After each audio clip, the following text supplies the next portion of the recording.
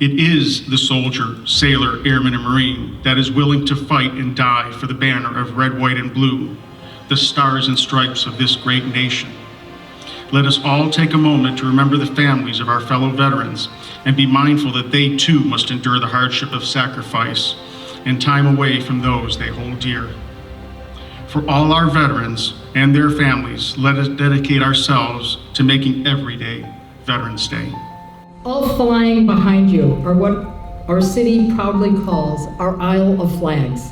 Each flag has a veteran's name printed on it.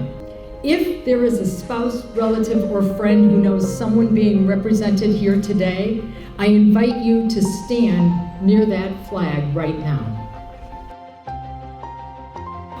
Every Memorial Day and Veterans Day, members from the American Legion, the VFW, and fellow veterans help to set up these flags to proudly display them.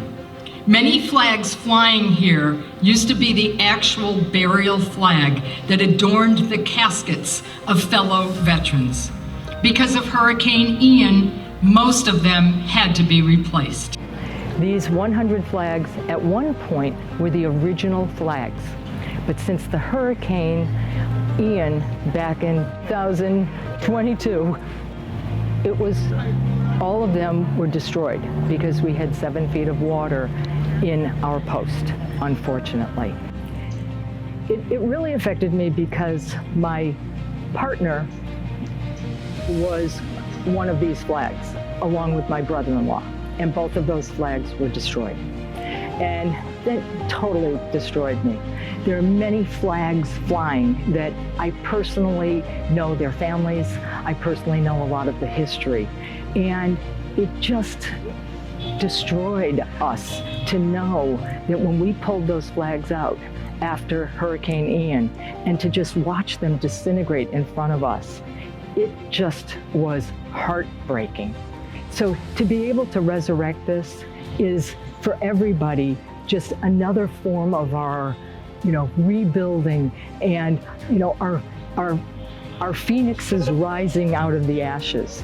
And it's just, for every person in the American Legion and for the city of Bonita, it's a time when everyone comes together specifically to see these flags, because they all know what it represents.